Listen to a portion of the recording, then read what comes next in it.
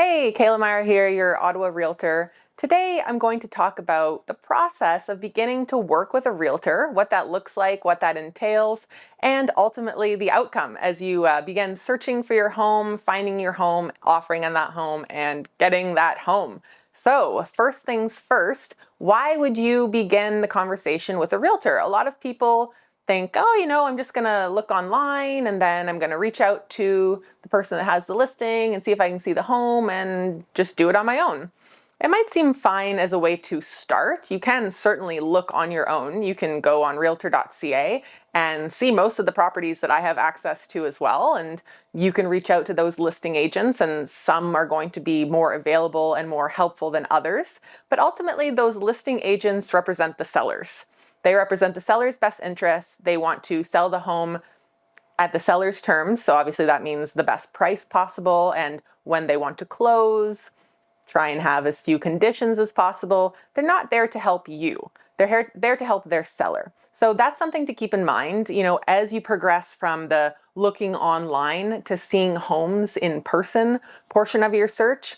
That's really the time when you should engage your own buyer representative. Okay, so let's say you've reached that point, you've decided, you know what, we need to reach out to our own realtor. So what does that look like? Well, I can only tell you what it looks like from my end, so that's what I'm going to do. So when I hear from a buyer that I haven't met before, essentially what we're going to do is schedule a buyer consultation appointment. This is obviously free of charge. It can be in person or on Zoom.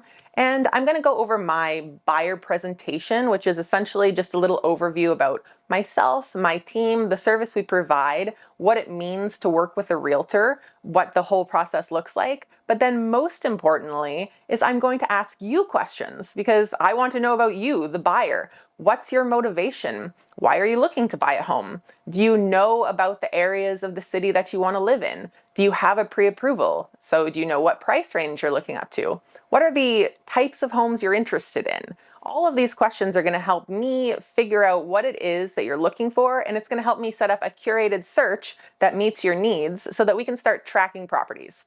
So now we're going to do a little cut over to my computer, and I'm going to show you just a little bit about what that search is going to look like on my end. You might have already seen this in my school zone video, but we'll just go over it again real quickly because it'll give you an idea of the types of things you need to know in advance so that we can set up the best possible curated search for you. Okay, so here I am at my computer and you have officially made it to the fun part, which is setting up your curated property search. Okay, so I'm gonna make myself smaller and we'll get started. So this is my search screen, and essentially what I'm gonna go through is the general criteria that we'll want to include when setting up your search. So first off, in this case, I'm going to imagine that you are maybe a second-time buyer. Maybe you're moving from your first home, maybe it's a bit smaller, maybe a condo, maybe a townhouse. So in this case, we're going to include only residential class properties, not condominiums. And let's say that you really would like a detached home. So we're gonna click that there. Now, since we're kind of in this secondary price bracket, maybe a little bit above the average, let's look at homes between $600,000 and $850,000. All right. Now, other things we're going to include. Most people have a minimum bedroom requirement. Maybe you have a couple kids, maybe you just need some home offices, but generally everyone needs a certain number of bedrooms. So in this case, we're going to say 3. And let's say you need 2 bathrooms. No one likes to share a bathroom too much. Okay? Now these bedrooms I've included here are above grade bedrooms, so that's not counting any potential basement bedrooms. Let's say you also would like to have at least 1 garage parking space, maybe to keep the snow off in the winter, or maybe you would just like a little workstation, who knows. So in many cases, I would leave it at that. This is where we would end the criteria because we don't want to overdo it. We don't want to miss something potentially. But for the purpose of this video and what's possible, let's say you want a couple more things. Maybe you'd like at least a partially finished basement and you'd like central air conditioning. Now, those are both things that can be done yourself. That's why I don't like to include things like that, because you can quite easily, if there's ductwork, have central air conditioning added, and you can always finish the basement. But for here, we'll add those. And let's say you would also like a slightly newer property. So let's set an age limit. Say it was built at least after the year 2000, which sadly really isn't that new anymore, but it just means we're looking at more modern properties. Okay, and we'll pretty much leave it at that. And then finally, we just have to decide where you want to look. So I've already done this in advance a little bit. So this person wants to look pretty much around Barrhaven, but they're not too picky. We've gone into Riverside South. We've gone pretty close to Manotick.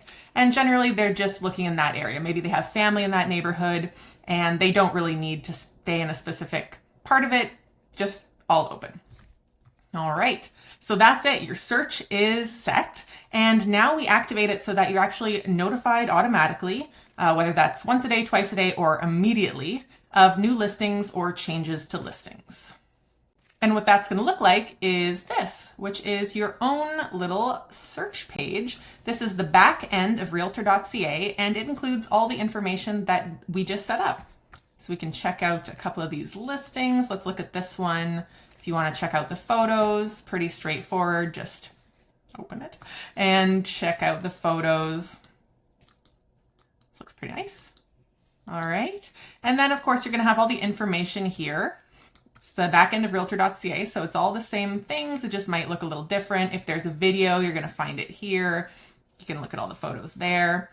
And there you have it. So that is what it looks like to set up your own curated property search. And that's the type of information that I'm going to need from you in advance so that we can really hone in on the right properties for you.